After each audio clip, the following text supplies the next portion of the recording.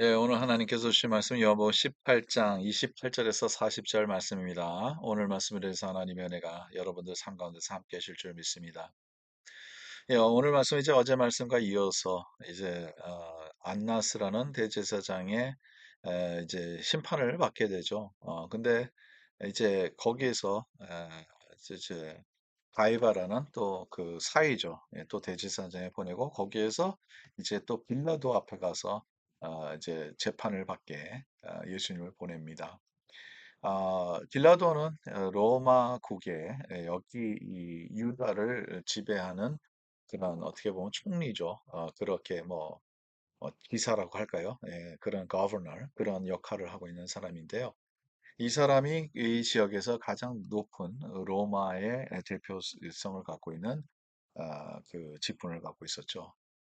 이 빌라도가 예수님을 이제 심판하게 되기 시작하는데요. 그 빌라도 집에 앞에 데려가니까 예수님을 데려갔죠. 그 다음에 이제 빌라도가 밖으로 나와서 이제 29절입니다. 그러므로 빌라도가 밖으로 나가서 그들에게 말하되 너희가 무슨 일로 이 사람을 고발하느냐? 그러니까 예수님을 왜 고발하느냐는 거죠. 예, 그래서 이제 30절입니다. 대답하여 이르되 이 사람이 행악자가 아니었더라면 우리가 당신에게 넘기지 아니하였겠느냐 나이다. 이 사람이 행악자라는 거죠. 예수님께서 무슨 악을 했길래 예수님을 행악자라고 이렇게 그들이 말하고 있었을까요? 어, 이게 뭐 하나도 맞지가 않죠. 예, 예수님이 무슨 나쁜 짓을 했습니까? 예수님이 무슨 악한 일을 했습니까? 예수님을 행악자라고 얘기를 하지 않습니까? 그 다음에 이제 31절입니다. 빌라도가 이르되 너희가 그를 데려다가 너의 법대로 재판하라. 유대인들이 이르되 우리에게 사람을 죽이는 권한이 없나이다. 그냥 너희 법대로 그냥 이걸 심판하라. 이게 빌라도가 봐서도 이게 큰 문제가 없었던 것이죠. 그래서 그냥 너희 법대로 그냥 재판하라 하니까 물론 이전에 이제 대제사장들 앞에 가서 벌써 다 신문 받지 않았습니까? 그런 상황에서 이제 빌라도가 그러면 다시 가라는 거죠. 그런데 그들의 말이 여기에 키포인트가 하나 있어요. 우리에게는 사람을 죽이는 권한이 없나이다. 그 예수님을 죽이고 싶었던 거죠. 예수님의 죄에 대해서 먼저 알아야 되는데 예수님의 죄에 대해서 먼저 하기 전에 벌써 정해놓은 심판이었죠. 그들이 예수님을 죽이려고 했던 것이 벌써 정해놓은 것이고 죄가 아직은 드러난 게 하나도 없잖아요. 드러나지도 않았는데도 불구하고 예수님을 죽이려고 했던 것이 그들이 갖고 있었던 생각이라는 거죠. 어제 제가 말씀을 나누면서 이 고정관념에 대해서 말씀을 드렸죠. 얼마나 이게 무섭고 얼마나 이게 하나님 앞에 죄가 될 수 있는 건지 우리가 다시 한번 생각하면서 그래서 우리는 언제나 우리의 마음에 백시같이 깨끗한 마음으로 양심껏 하나님 앞에서 우리가 하나님의 뜻을 찾아야 되고 하나님의 말씀을 들어야 되는데 그러지 못할 때 우리에게도 똑같이 이런 죄를 우리도 질 수 있어요.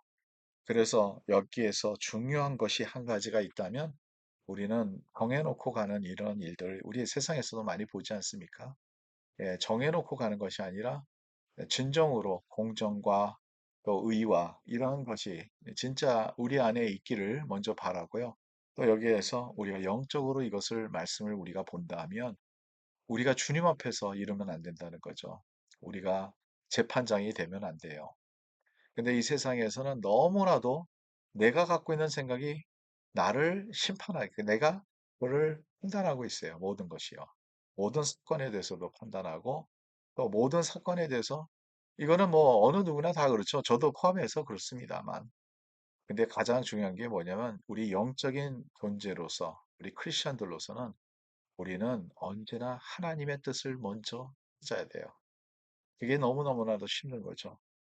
내가 보는 세상에서 내가 보는 것이 다 맞다고 생각하면 우리는 참 오만하는 것과 또 오해하고 또 오판을 할 수 있죠. 예, 얼마나 많은 그런 경우가 있을 수 있는지 모릅니다. 저도 뭔가 이렇게 생각했는데 나중에 가서 생각 바꾼 것도 상당히 많아요. 예, 그런데 그 바꿀 수 있는 그 자체가 중요하다는 거죠. 우리는 언제나 실수할 수 있어요. 우리가 생각이 언제나 맞다고 생각하는 것은 착각입니다. 우리는 하나님이 아니기 때문이라는 거죠.